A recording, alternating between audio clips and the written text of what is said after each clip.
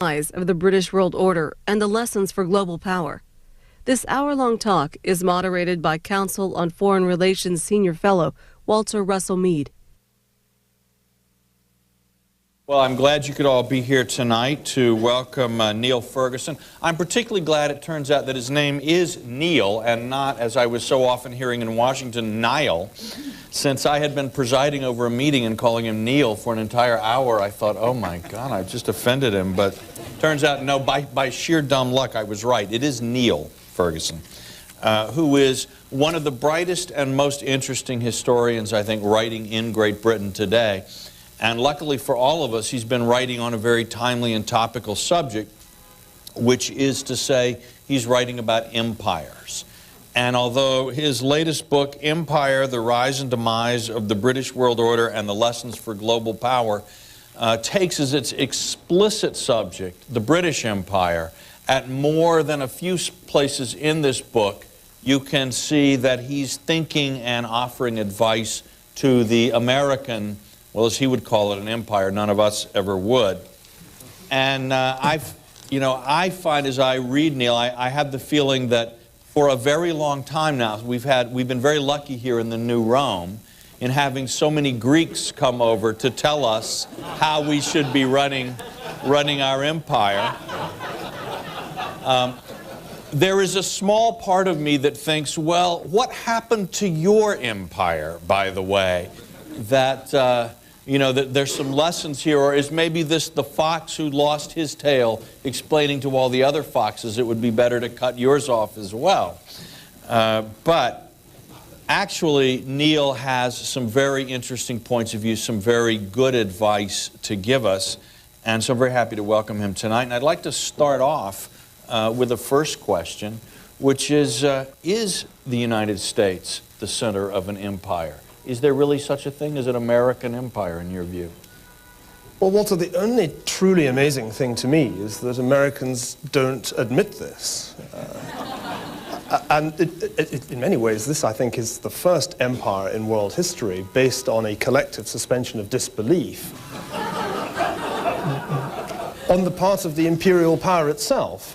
Now, this could be the basis for a new and uncanny form of imperial strength. After all, if you don't even admit you have an empire, quite potentially you could extend an empire even further than those who overtly do it. But my instinct about this is that if it looks like a duck and it quacks like a duck, then there's a fairly good chance that it is a duck. And I thought I would illustrate this point with a little quotation. And I'd like to invite you to speculate as to when this document was written. It'll be very brief. Our armies do not come into your cities and lands as conquerors or enemies, but as liberators. It is not the wish of our government to impose upon you alien institutions. It is our wish that you should prosper even as in the past, when your lands were fertile, when your ancestors gave to the world literature, science, and art, and when Baghdad city was one of the wonders of the world. It is our hope that the aspirations of your philosophers and writers shall be realized, and that once again the people of Baghdad shall flourish, enjoying their wealth and substance under institutions which are in consonance with their sacred laws and their ideals. Now, if that sounds familiar to you, then I have a shock in store, because that wasn't President Bush in an uncannily eloquent moment. It wasn't the first draft of his address to the Iraqi people that got torn up when W actually read it through. That was General F.S. Maud in April 1917, issuing a proclamation to the people of Baghdad following a lightning military campaign by British forces that had swept up from Kut to Baghdad and placed Mesopotamia under British rule, which it would remain under, on and off, indirectly and directly, for the better part of 41 years. So the key point I'd like to suggest is that this is not the first Anglophone empire to invade, let us say, Iraq, in the name of the liberation of the people of Iraq. Even the, if you like, denial that an invasion is an invasion, that an occupation is an occupation, this denial is something that the British long ago perfected as part of the rhetoric of liberal empire.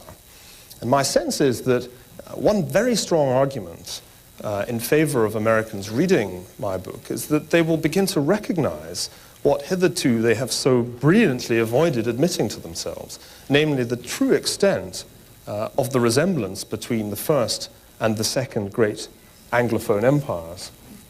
It's obvious, of course, to any Briton why Americans are in denial about the fact that they are an empire. It was, I think, obvious to Reinhold Niebuhr when he pointed out at the end of the Second World War that the Republic now really had become an empire. This insight, by the way, is entirely familiar to all Europeans and only remarkable to Americans. The point, of course, is that, and I try to show this in the book, this country's creation myth is that of an anti-imperial, particularly anti-British imperial republic. And it's extremely hard when your high schools teach the history of American independence as a war of liberation against an evil empire, to come to terms with the terrible reality, A, that that was a civil war, not a war of independence, a war within a greater British-speaking, English-speaking British empire.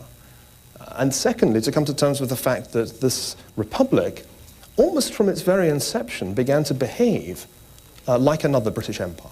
Think of the expansion of the frontier on the North American landmass itself. Think only of the annexation of the Republic of Texas, interestingly, where your president himself comes from.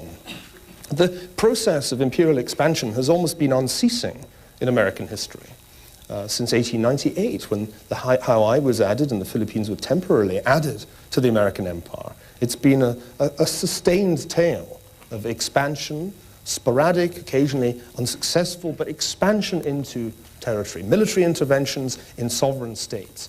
What is happening at the moment is only novel, it seems to me, in one respect so far. It's only novel in that there are elements within the present American administration that more or less admit that this is an imperial project. I can think of at least one senior figure in the Defense Department who only, 10 years ago, spoke the unspeakable when Paul Wolfowitz said what many people were thinking in the intellectual circles around him, that it was time to get real about empire.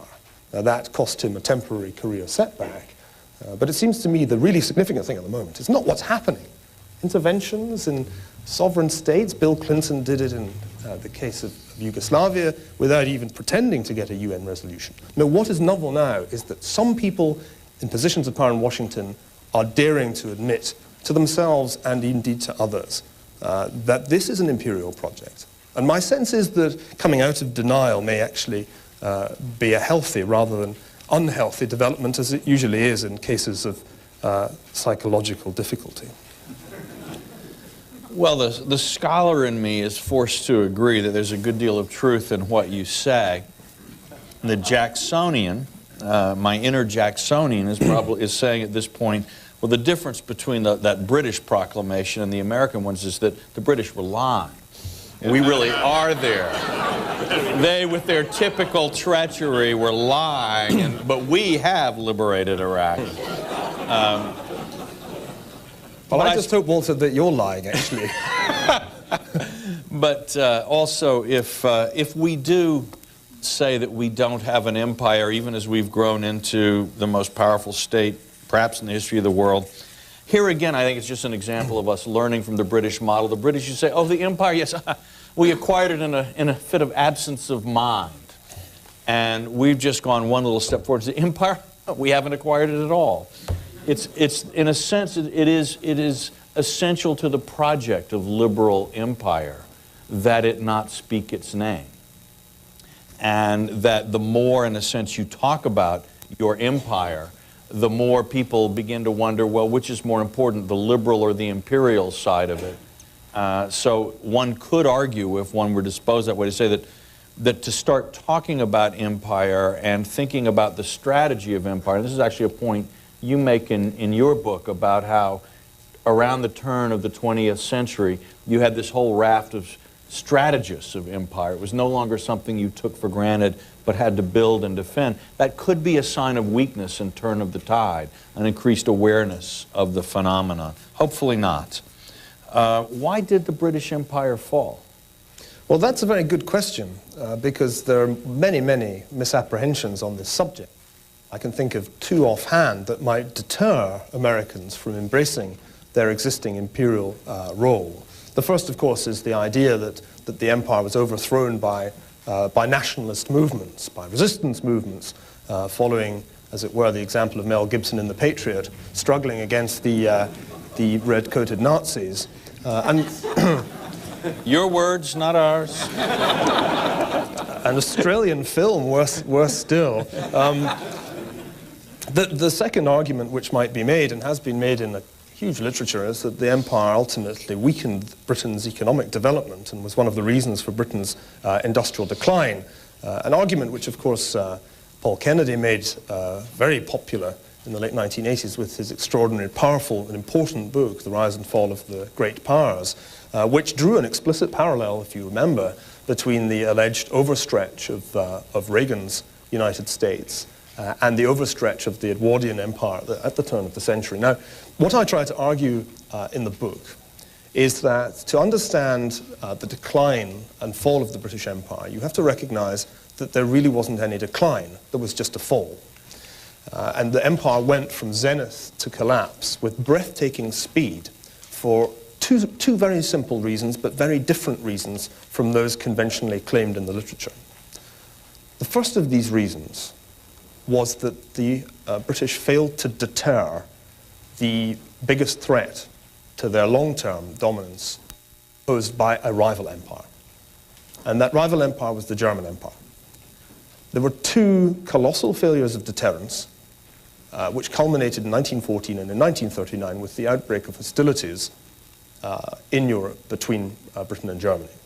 The cost of these wars was the principal reason for the fall of the British Empire, and particularly the bankrupting cost of the Second World War.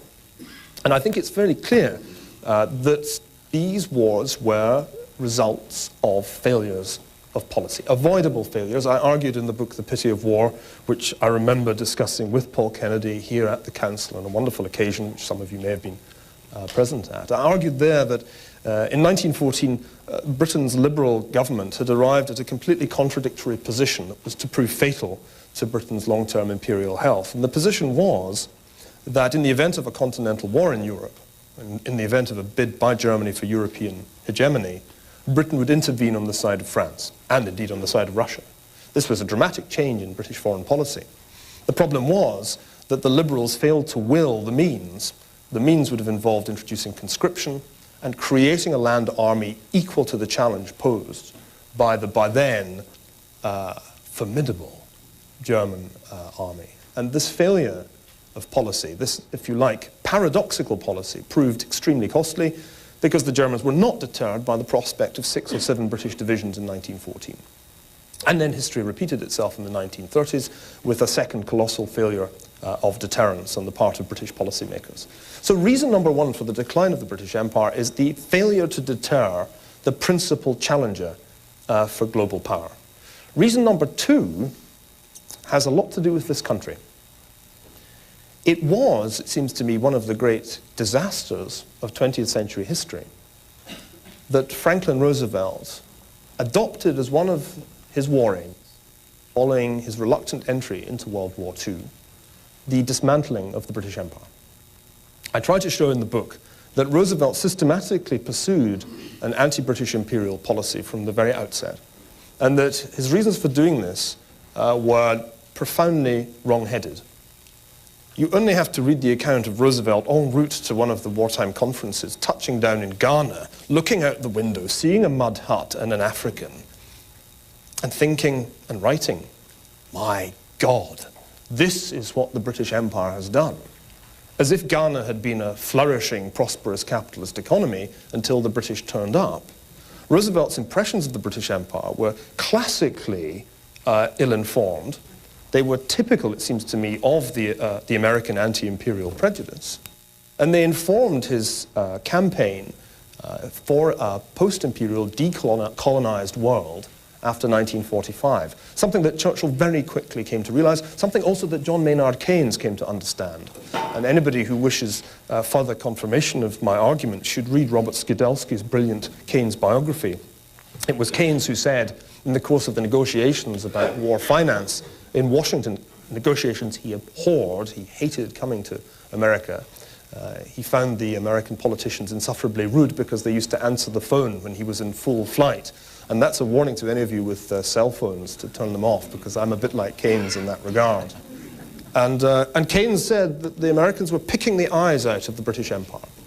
And in 1945, the eyes were picked right out with the suspension, the immediate suspension of Lend-Lease and the immediate bankruptcy of the United Kingdom, an American foreign policy decision that did not need to be taken.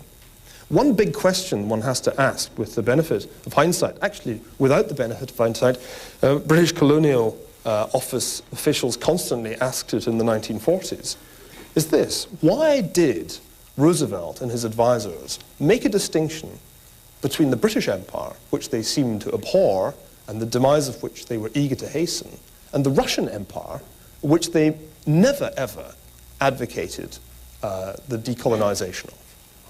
And why was this? They called it in the colonial office the salt water fallacy, that an empire was only an empire in the eyes of Roosevelt if there was salt water between the metropolis and the colonies. But because the Russian Empire was entirely a land-based empire, almost entirely a land-based empire, somehow that didn't count. Well, maybe if you're a land-based empire yourself, which the United States for most of its history has been, that's a straightforward little piece of doublethink. But it had fateful consequences. Think over the history of the Cold War. Think over the fundamental decision that informed not only Roosevelt but his successors' policies to prioritize A, good relations in the Roosevelt era with the Soviet Union, B, good relations with nationalist movements throwing off European colonial empires. Think of the fateful year 1956, the fiasco of Suez, which was, of course, a blunder on the part of Eden. Never listened to French strategic proposals as Eden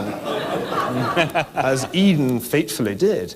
But in the end, it was one of those decisive moments in the history of the Middle East. The decision, the rupture between Britain and the United States over the future of the Middle East, and the fundamental decision to back the Nassers against the British, was to have profound ramifications not only in Egypt, but in Iraq 2 years later.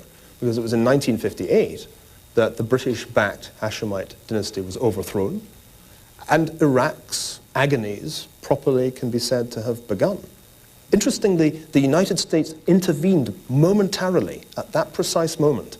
There was a realization that this might not have been such a smart idea, but the operation was not followed through, and the intervention was effectively called off. So you see, the decline and fall of the British Empire has much more to do with other empires, the German Empire, the Japanese, which I haven't mentioned, and ultimately the American Empire, than it has to do with insurgent nationalists. The British found them pretty easy to deal with. But it's pretty hard to cope with insurgents when you've been declared bankrupt by the United States, which is in effect what happened in 1945. Well, I'm feeling more and more wicked here. Well, if you admit to being a Jacksonian, you certainly should feel it. It is interesting, I think, that Roosevelt's anti-British imperialism actually was not only, he in his terms said, I'm Dutch, was always Roosevelt's point of view, and this is what Britain did to Holland in the 17th century. And Roosevelt enjoyed doing the same thing to the Brits, sort of giving them a taste of their own medicine, as it were.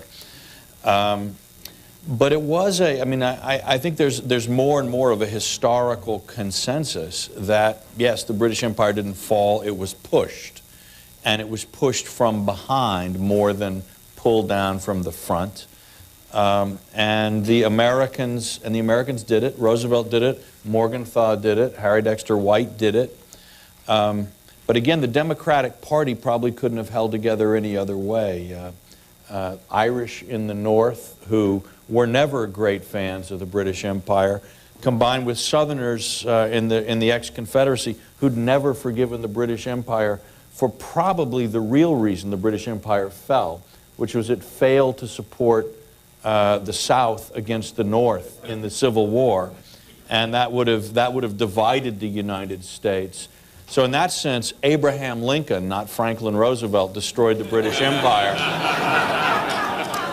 And he destroyed it very cleverly with the Emancipation Proclamation, which made it politically impossible for Britain to intervene. But listen, I mean, here we've murdered the fairest and finest empire ever known, but we picked its eyes out in its hour of greatest need. Is the American empire, if that's what it is it a good thing?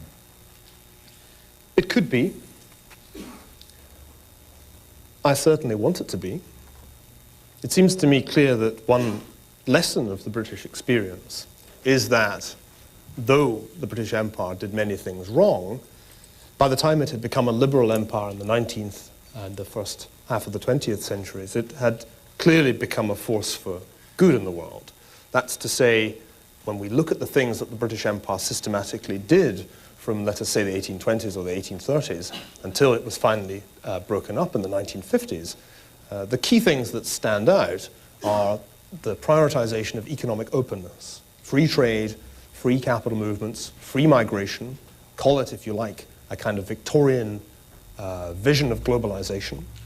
But it also stood not just for free markets, it also stood for a certain kind of institution, a certain complex of institutions, which in a fascinating way, development economists in the last 10 or so years in this country have rediscovered. If you read any of the really interesting and important books and papers published in the last 10 years by some of the great economists working in this country today, I think of Robert Barrow, I think of my colleague at NYU, William Easterly, his fantastic critique of development economics is one of the most readable books in the shops at the moment. They argue clearly and consistently that economic growth in relatively poor countries requires not only the openness that Jeff Sachs and others emphasized in the 90s, but it also requires certain key institutional structures. It needs the rule of law. It needs to have non-corrupt administration and politics. These are crucial. Property rights, underpinned particularly by common law definitions of property rights, are crucial for the functioning of a market economy. And without that, without the rule of law, civil society too can't really flourish. Now there's a fantastic body of literature on all this, which I've spent much of my time reading because Empire is an attempt to integrate that literature with the history of the 19th century. And when you read it through and check off the things that contemporary economists advise developing economies to do, balanced budgets, stable currency, avoid inflation, read through the list and you find that these are precisely the things that British colonial administrators set out to do. They essentially set out to create a globalized world economy and to build the institutions within which poor countries could aspire to success within that global economy. And I try to show in the book that this really worked, that it really did deliver in the clear majority of British colonies economic growth. Not only that, but most countries, a clear majority of those that then relinquished British rule, subsequently fared worse economically under the various forms of nationalist government that they adopted. And it's not surprising why. Because what you find if you take sub-Saharan Africa is that nearly every former colony pretty quickly slipped into institutions calculated to kill economic growth. Inflationary fiscal policies, debauched currencies, corrupt civil services and political elites, and the systematic undermining of the rule of law. If the name of Robert Mugabe hasn't already sprung to mind by this point, it certainly should have. And the supreme irony is that a man like Mugabe loves to blame Zimbabwe's problems on the legacy of empire. The dirty secret about decolonization, this is another thing that dare not speak its name, is that most of the economic failures of sub-Saharan Africa have been due to independence, not the British imperial rule. And the cost has been high indeed. I cite just one example, neighboring Zambia. At the end of British rule in 1960, per capita GDP in Britain was about 7 times that of Zambia. So the gap was of the order of magnitude of 7 times. Today, it's more like 28 times, because Zambia's economy has not just stagnated, it has positively declined under independence. And it's one of a host of examples one could cite. Virtually the only African country not to have this experience is Botswana. Ergo, it can work. A liberal Anglophone empire, which is committed to economic openness, to creating the institutions that promote growth, to creating the rule of law, to establishing civil society. This can achieve what I'd take to be America's sincere objective, to export its success story to the rest of the world. Right now, it's not happening. If you compare capital flows to poor countries today with capital flows to equivalently poor countries 100 years ago, the discrepancy is truly astonishing. Back in the days of British hegemony, something like 20 to 25% of international capital flows went to countries which had a per capita income of 20% or less of the United States. Today, countries comparably poor receive around 5% or less of international capital flows. Why? It's obvious. Because poor countries today are by and large governed by their own corrupt. Now, what would Keynes have done at a moment like this? I'm more tolerant than Keynes and less clever than Keynes, so I will forgive the ringing phone and just say to myself, plus ça change, plus c'est la même chose. I always take the opportunity to use French in American company these days. All right, well, thank you, Neil, and we appreciate the tact that led you not to mention that one of the countries which had an economic disaster after decolonization was the United States under the Articles of Confederation, when we had debauched currency, failure of rule of law, and so on and so forth. Walter, the US is interesting. It's one of the tiny number of post-colonies that actually fared better under independent institutions. And the reason for that's pretty clear, that the institutions were pretty much in place by the time the United States became independent. You're done with us. Well, you see, now you know why they say timeo danaos et libros ferentes. I fear the Greeks bearing books. Because apparently the policy prescription for all of us is that we should clamor to get back in. But enough, as much fun as we're having up here, it's actually time to open this up to questions from the floor, so we will do that now. Please wait when you're called on for the microphone to get to there so everyone can hear you. And also, please state your name and affiliation before you begin your question. Keep your questions short. Make them questions, not statements. Even in the United States, I think we've learned that much grammar, English grammar, so that others can, as many people as possible, can get a chance to respond. Yes?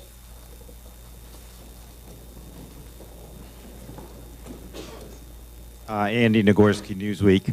I'd like to really restate the question Walter asked, and I don't think you responded to, is what's the benefit, even if one accepts your thesis, of declaring ourselves an empire at this point, and how would it be received in today's world? Well, let me make clear that I don't actually advocate a declaration. And I think everybody in this room knows exactly what the effect of that would be. In some senses, it's redundant, though. It's redundant because most of America's critics already consider it an empire. Therefore, a declaration would merely confirm what they already know. And the biggest problem would be that it would greatly alarm American voters who continue to bask in the illusion that their country's vast overseas military commitments and economic engagements and regular military interventions are in some strange way the actions of a non-empire. You see, I don't really care what the United States calls this. For a long time, people who study international relations in this country have used the word hegemony as something about Greeks seems to appeal to Americans in this particular line. But it's a euphemism. It is a euphemism. Empire can only be excluded as a definition of American power today if one uses the word in a very narrow sense. And I think anybody who seriously thinks about empire would look at the structures of American global power, look at the deployments of troops, look at the dependencies. I counted them today, I make it 16. Look at the expansion of American economic and military power and say, if this isn't an empire, then the word has no meaning. So there's no need to declare it. The question is to recognize that it exists and that with empire comes responsibility. Now, the most important point of all about recognizing, not proclaiming from the rooftops, please, don't get me wrong. The idea of President Bush going on national television and announcing that the Republic is now an empire, I mean, really, shades of a kind of carry-on film on ancient Rome. The Republic mustn't ever call itself an empire because it's a republic, and we all know what happens to republics that proclaim themselves to be empires. There are lessons from Roman history which I think non-Greeks could perhaps usefully remind you of. Now, the key thing is to recognize privately amongst yourselves that this is the situation and that therefore certain things follow from that. For example, it is not an option to send in the Marines and the 82nd Airborne, overthrow Saddam Hussein, pull down the statues, fire off some hardware, hold elections and come home. These sorts of sporadic interventions, which always make me think of one of those cartoons in which a boy opens a box and an enormous boxing glove comes out on a spring. This is not how you run an empire. At the moment, the United States has arrived at a form of empire which seems to be almost exclusively military. Only the Defense Department seems to recognize that it's an empire, and it does its side of the operation tremendously well. The lessons have been learned, both at the level of strategy and at the level of tactics and operations, and they've been learned brilliantly. But the problem is that the follow-through seems almost consistently to be absent. Why is that? Why is it that in Afghanistan so little so far has been achieved following the overthrow of the Taliban regime? Why is it that one can already sense what I would call the Haiti on the Tigris scenario in Baghdad, a sense that having achieved the military objective, the United States really doesn't know quite how to go onto the next crucial step. The next crucial step is to get the Iraqi economy to function. And that is a highly complex undertaking. And former generals are probably the least qualified people to do this, because there are few groups of people more cut off from the free market and its workings than people who operate within the US military. They are almost uniquely ill-qualified to construct a functioning market economy in the ruins of a totalitarian regime. People often forget that in 1945, after, 3-4 years of total war, the US military was full of highly skilled specialists, academics, and professionals. It was not a professional army itself. So that when the reconstruction of West Germany and Japan occurred, the two most successful achievements of the American empire to date, all kinds of expertise was available in uniform to undertake that job. Now, I asked a question in the New York Times to which I have yet to hear a satisfactory answer. It was, to put it very crudely, where are the Gertrude Bells? I could equally well have said, where are the Galbraiths today? Where are the people who are willing to go to a country like Iraq and construct from the bottom up the functioning institutions of a market, the institutional basis for civil society, above all else the institutions of the rule of law? Where are they? And the answer is, you don't really produce them. And this is a fundamental problem. To produce the most effective military force in the world, and not to produce any kind of counterpart to the British colonial service or the Indian civil service, that elite of non-corrupt officials who so ably constructed the civil society that was central to the success of British imperial operations. This is a near fatal omission. So the answer to the question is, and I hope that it's a satisfactory answer to you, recognizing that America is an empire means recognizing that it is more than simply a military project, that it requires long-term commitment of resources, not just financial resources, but talent, in order to make regime change work.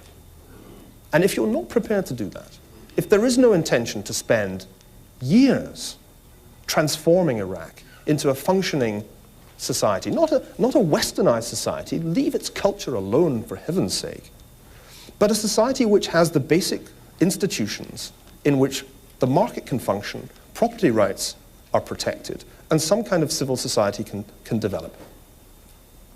Okay, well, can I just follow that up with one punchline? please. This will benefit the United States. This is not going to be some kind of zero-sum game in which every dollar spent on the reconstruction of Iraq is a dollar less for American schools and hospitals. A growing, dynamic Iraqi economy, which I believe is an attainable objective, will be a source of prosperity and employment for Americans. The idea that the empire was ever a great millstone around Britain's neck is one that needs to be scotched. It clearly wasn't. And I would happily debate the economic arguments with you if there were time. But the key point is to recognize that for the United States, making these countries safe is A, economically advisable, B, it will reduce your long-term security costs and the long-term threat to the United States from terror.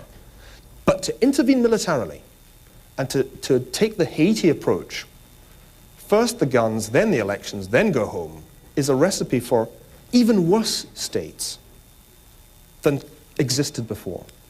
Okay, that's great. Please, let's all try to be as laconic as possible. You talking to me? Oh, would I? Would I? Just want to get as many questions as possible. Yes, I hear sir. you. Yes, right here. You. Yes. Bring a microphone up. Tim.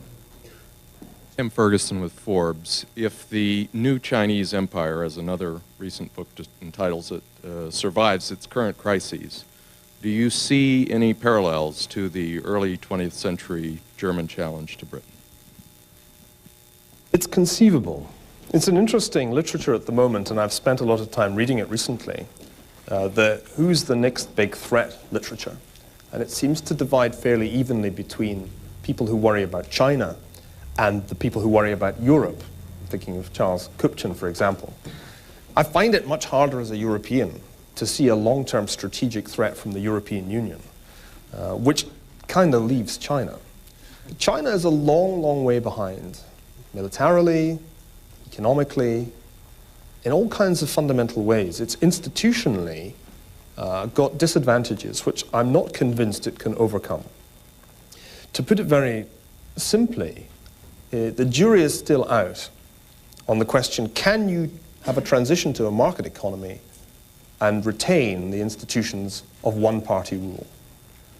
And I said before The Economist said it, that SARS might just be the Chernobyl moment when the tension between these two different structures, between economic freedom and political unfreedom, starts to become unsustainable. Now, if you project forward Chinese growth rates, as some people do, and I've tried this exercise to amuse myself, you can arrive at the conclusion that in the year 2018, the Chinese economy, in terms of gross domestic product, will be the same size as, if not bigger than, the American economy, even if you project forward American growth rates as they've been, quite high growth rates, for the last 20 years. Is that really going to happen? I have my doubts. You know, much of the argument about China tends to be demographic. Look how many Chinese there are. Imagine if they were all suddenly rich. But you know, let me ask a slightly different question, a demographic question. If one looks at birth rates around the world, the Chinese birth rate's not especially high. The highest birth rates in the world are almost exclusively in Muslim countries. And it's almost double, actually, the global average. And if one looks at the Muslim population of the world and does a little projection, to me, the possible explosion of Muslim populations poses a much more profound challenge to American hegemony than the possible growth of the Chinese economy. Now, that's not to say that I subscribe to the Huntington view that there's a clash of civilizations in the offing, because we know that these Muslim populations come from many different cultures, And we know that it's perfectly possible, and indeed Farid Zakaria argued recently convincingly, it's perfectly possible for an Islamic society to make the transition to democracy.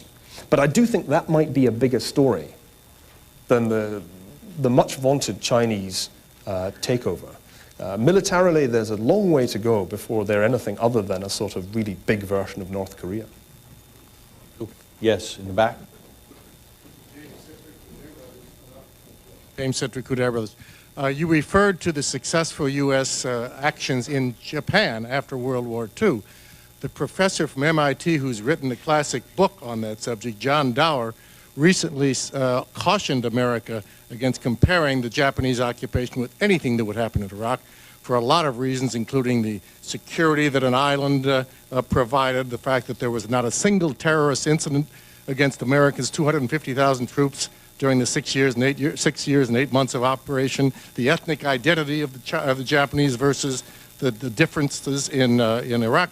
Could you please comment on what you think about Mr. Dower's thesis? Well, no one knows more about this subject than Dower, and I think his work, not only on the occupation but on the Pacific War, is some of the most important work to come out of the American historical profession in recent years. And I certainly am going to presume to criticize his analysis of the success of the Japanese occupation. The lesson seems to me actually to be more readily drawn from the West German experience. Now, clearly the ethnic arguments don't work quite so well there, though remember that West Germany was a country in turmoil with vast numbers of refugees flooding into it from Eastern Europe. And admittedly, the great majority of them were Germans, but they were Germans from very different parts of Europe.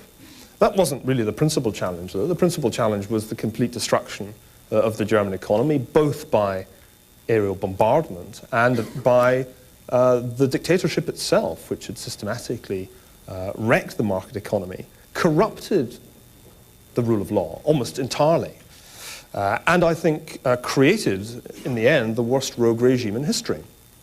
Now, if one looks at Germany in 1945, with the benefit of hindsight, it's easy to say it was bound to bounce back. They were Germans, after all. And this is an argument I constantly hear. And I say, you know, it's very interesting you should say that, because that's exactly what people said in 1918. Oh, Germany's bound to bounce back. They're Germans, after all. Indeed, many, many Americans invested tens of thousands, hundreds of thousands of dollars in the Germany of the 1920s and lost every single cent. There was no guarantee that Germany was going to be a success after 1945. And of course, going back to your point about borders, West Germany was in an extraordinarily vulnerable strategic position, with all kinds of historic conflicts to the east and to the west, threatening at any point to boil over, to resume. I think the better parallel is actually with the colossal success of OMGUS, of the Office of Military Government US in West Germany, in transforming what was a ruined economy, but not only a ruined economy, but a profoundly corrupted society. Never underestimate how easy it is to wreck civil society and the rule of law. Michael Burley's wonderful book on the Third Reich, which I recommend you all read, shows how profound the Cultural Revolution was. It was not by any means a foregone conclusion that Germany would morph back into a liberal society if it had ever been one before, and that in itself is contentious. But one key thing stands out. Why did West Germany recover economically, and then socially, and then politically? The answer is the Marshall Plan, at least in some measure, kick-started an economic recovery in Germany, which was to be the wonder of the post-war world. If there's a lesson to be learned from the experience of occupation in 1945, is that you can do wonders with some pump priming and a currency reform. And if that's a better analogy, it's convenient for me because it's the one I know more about, but it seems to me to work much better than the Japanese story for the reasons that you yourself state. Yes, ma'am.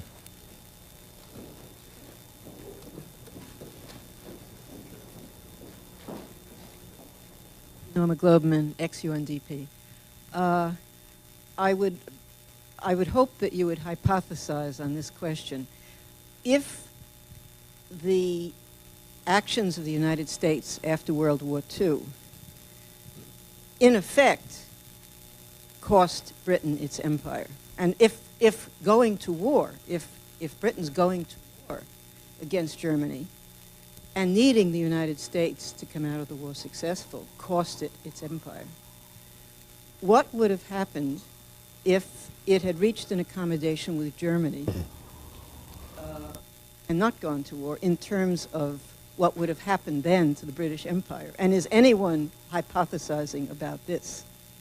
Well, actually, quite a number of people have posed that counterfactual question, including, I think I'm right in saying, Pat Buchanan, the well-known American scholar. Alan Clark, the late lamented, I'm trying to think of the right term, Byron of the Conservative Party also made this argument, and he based it on John Chalmley's work. Clearly there was a possibility to reach an accommodation with Hitler because the Germans offered it, and a majority of Churchill's cabinet colleagues favoured it. He was in the reckless minority who thought it was worth fighting on after the fall of France. And I can answer this question very simply, and I'm going to, in order to maximize the number of questions I can take, it would have been a calamity of world historical proportions. Unimaginable disaster would have ensued. And we should all, I think, thank God at least once a month that Churchill prevailed and that Britain, against all, if you like, logic, fought on, alone, against the most evil dictatorship of all time and disbelieved Hitler's lies, because Hitler was lying.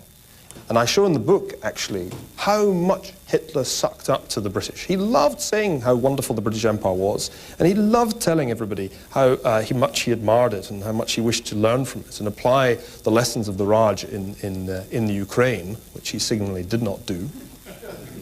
It was a lie, because we know from Hitler's war planning in the 1930s that the next step after European dominance was the Atlantic, and indeed the next step would have been the United States. Fortunately for the United States, one thing stood between Nazi Germany and world domination. That was the British Empire. And if the British Empire hadn't existed, if the proponents of decolonization had been heeded at any time since, say, 1857, and Britain alone, the United Kingdom alone, had stood against Nazi Germany, then Hitler would have won the war. Yes? You. Yes. Hi, I'm Zachary Carabell. And you're... Fred Alger Management. If the United States, a question about first principles. If empire is not the acquisition of direct rule of territory, and imperialism is not the search to directly acquire territory, then what are those things? And if the United States clearly can go into Iraq or Afghanistan and leave, and no one can prevent us from doing either of those things, then wouldn't it be more accurate to say that we have the capacity for empire and not the will for it, and that without the will for it, we're not? Well, I think that's a perfectly legitimate question, but you seem to be assuming that the United States has not in the past acquired territory. It's quite impossible to imagine any of the operations that we've witnessed. Do you know, that's the supreme irony, but I think my telephone is going.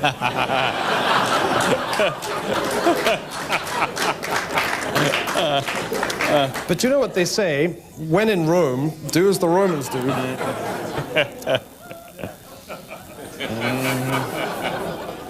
Oh, for John Maynard Keynes at this hour. Well, you know what Keynes used to say, when the facts change, I change my opinions. What do you see? To try and resume as best I can, almost impossible to recover from that, I think. It's only the second time in my life it's ever happened. It once happened during a performance of Electra. And Zoe Wanamaker was in the midst of a monologue of really breathtaking power, and a ghastly noise interrupted it. It's my phone. I thought I'd learnt my lesson, but it only proves that one can't. That's why you had to come here, right? I was run out of town. I've never been to a theatre since in London. But the point that you seem to, I think, omit is that the United States' military capability entirely depends on the control of territory. The military bases, the network of military bases that extends around the globe.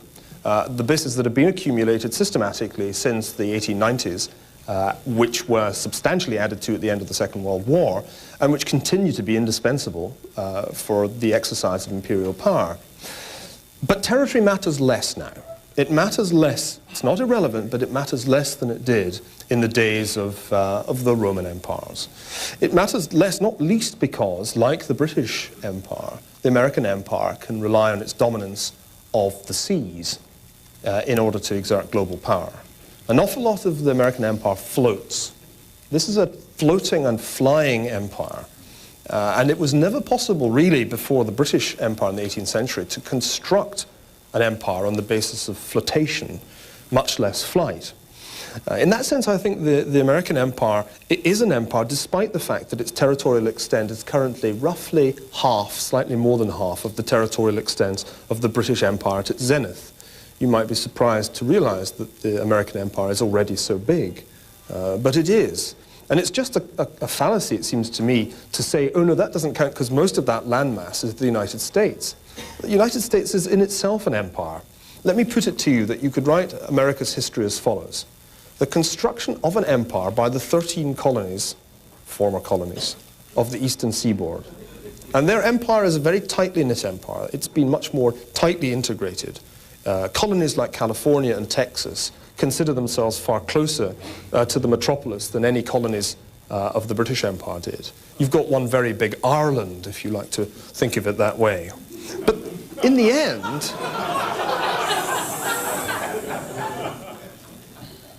end, it seems to me the analogy holds good. And this is a huge territorial empire that you are currently running. And although most of the territory is within the political borders of the United States, quite a lot of it isn't. Okay, yes?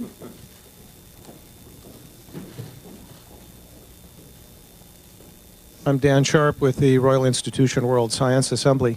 I gather from our title that our object is to see what we can learn from the British Empire that might help us, particularly in Iraq.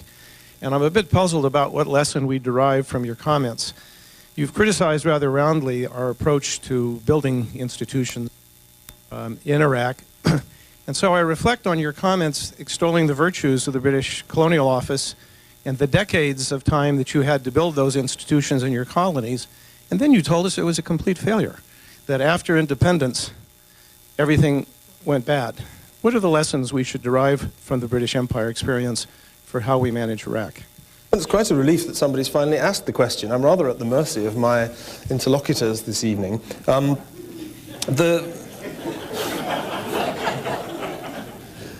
The answer is that, of course, if you look at the persistence of democracy after decolonization, it's still more likely to have taken in former British colonies than elsewhere. Being governed by the British was clearly better for the chances of democratization than being governed by anybody else. And that, of course, is one very good reason why India, 1 billion Indians live in a democracy. The Americans.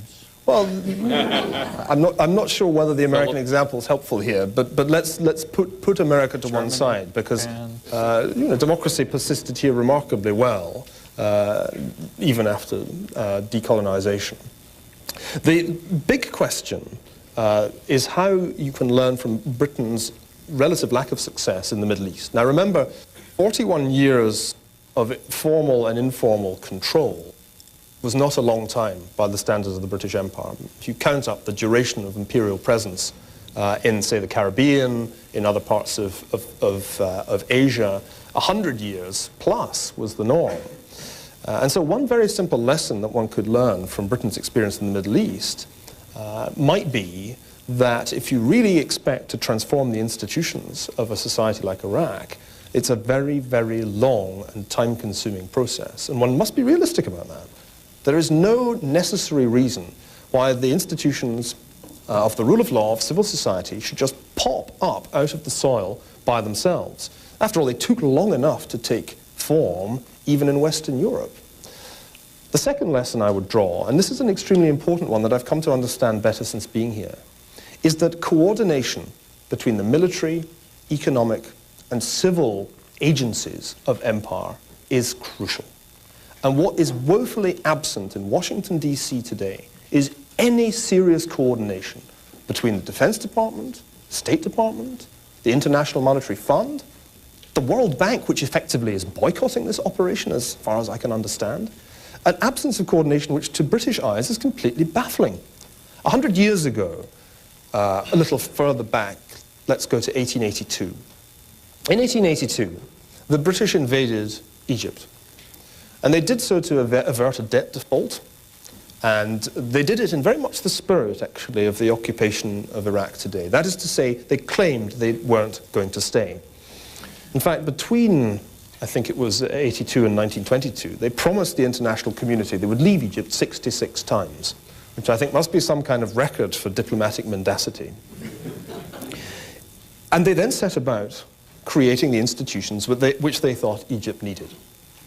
Public finance was anglicized completely under the benign despotism of Lord Cromer, a product of the Baring banking family. Now, what is really striking about the Egyptian operation, the longest and I think most successful of Britain's Middle Eastern operations, is the brilliant coordination between the financiers, the civil authorities, and the military, and the very careful way in which the military was kept in check.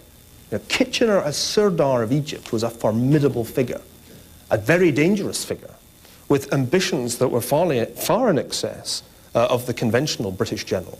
But he was never allowed to dominate Cromer. Now, I think the lesson that really needs to be learnt here is that if you embark on imperial projects, there needs to be close cooperation between the military and civilian authorities, and the civilian authorities need to dominate. There is nothing in my mind more dangerous historically than an empire dominated by the generals. The lessons of Rome are very, very clear in this regard. And you as a republic need to take those lessons to heart. There is a very, very strong sense, and one gets it constantly, that this is an empire built by imperial proconsuls whose training is a military training. People who are trained by the US military may not be as respectful of the liberties that you as non-military men and women hold dear as you assume. It would be very surprising in the history of mankind if they were. That seems to me to be the biggest and most important lesson that my book has to offer the American empire. Well, listen, this has really been a terrific session. I know we all want to thank Neil for sharing these thoughts, this much advice.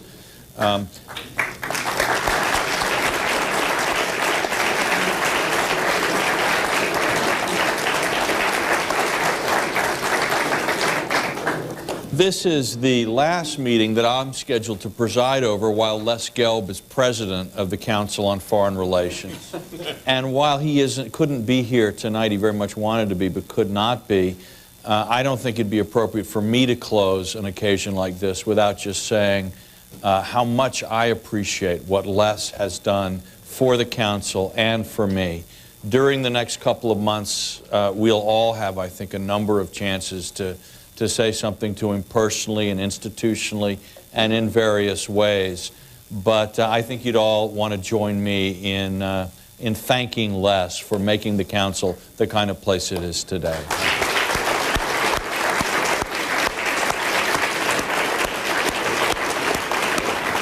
Neil Ferguson is currently a financial history professor at NYU's Stern School of Business. Empire is published by Basic Books, on the web at basicbooks.com. Next week on History on Book TV, Iris Cheng traces the immigration of Chinese people to the U.S. If you're the basis for a new and uncanny form of imperial strength. After all, if you don't even admit you have an empire, quite potentially you could extend an empire even further than those who overtly do it.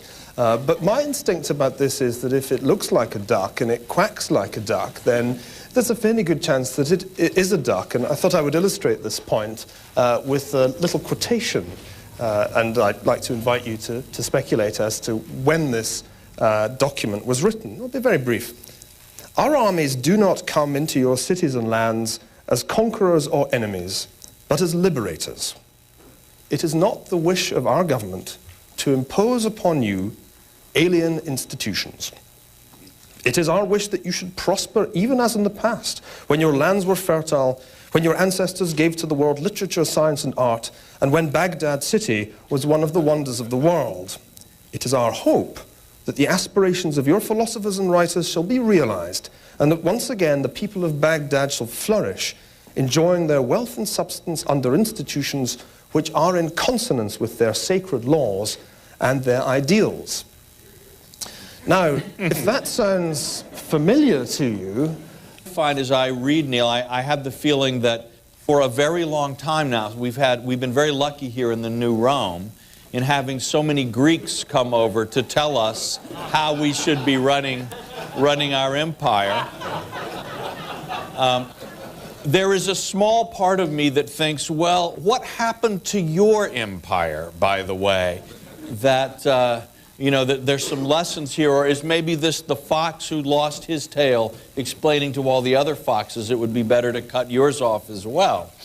But actually, Neil has some very interesting points of view, some very good advice to give us, and so I'm very happy to welcome him tonight. And I'd like to start off with the first question, which is the United States the center of an empire? Is there really such a thing as an American empire, in your view? Well, Walter, the only truly amazing thing to me is that Americans don't admit this.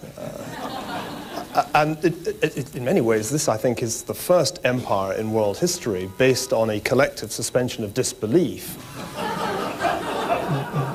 on the part of the imperial power itself.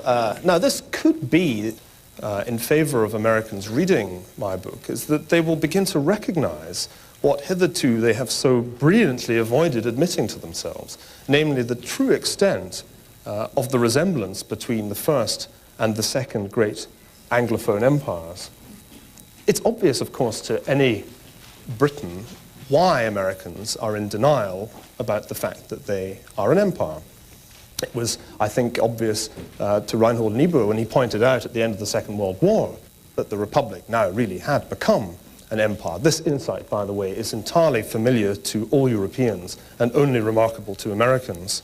The point, of course, is that, and I try to show this in the book, this country's creation myth is that of an anti-imperial, particularly anti-British imperial republic. And it's extremely hard when your high schools teach the history of American independence as a war of liberation against an evil empire, to come to terms with the terrible reality, A, that was a civil war, not a war of independence, a war within a greater British-speaking, English-speaking British empire. And secondly, to come to terms with the fact that this republic of the British world order and the lessons for global power. This hour-long talk is moderated by Council on Foreign Relations Senior Fellow Walter Russell Mead. Well, I'm glad you could all be here tonight to welcome Neil Ferguson. I'm particularly glad it turns out that his name is Neil and not, as I was so often hearing in Washington, Niall. Since I had been presiding over a meeting and calling him Neil for an entire hour, I thought, oh my God, I've just offended him. But turns out, no, by sheer dumb luck, I was right. It is Neil Ferguson, who is one of the brightest and most interesting historians, I think, writing in Great Britain today. And luckily for all of us, he's been writing on a very timely and topical subject, which is to say he's writing about empires. And although his latest book, Empire, The Rise and Demise of the British World Order and the Lessons for Global Power, takes as its explicit subject the British Empire, at more than a few places in this book, you can see that he's thinking and offering advice to the American, well, as he would call it, an empire. None of us ever would. And I have a shock in store, because that wasn't President Bush in an uncannily eloquent moment. It wasn't the first draft of his address to the Iraqi people that got torn up when W actually read it through. That was General F.S. Maud in April 1917, issuing a proclamation to the people of Baghdad following a lightning military campaign by British forces that had swept up from Kut to Baghdad and placed Mesopotamia under British rule, which it would remain under on and off, indirectly and directly, for the better part of 41 years. So the key point I'd like to suggest is that this is not the first Anglophone empire to invade, let us say, Iraq, in the name of the liberation of the people of Iraq. Even the, if you like, denial that an invasion is an invasion, that an occupation is an occupation, this denial is something that the British long ago perfected as part of the rhetoric of liberal empire. And my sense is that one very strong argument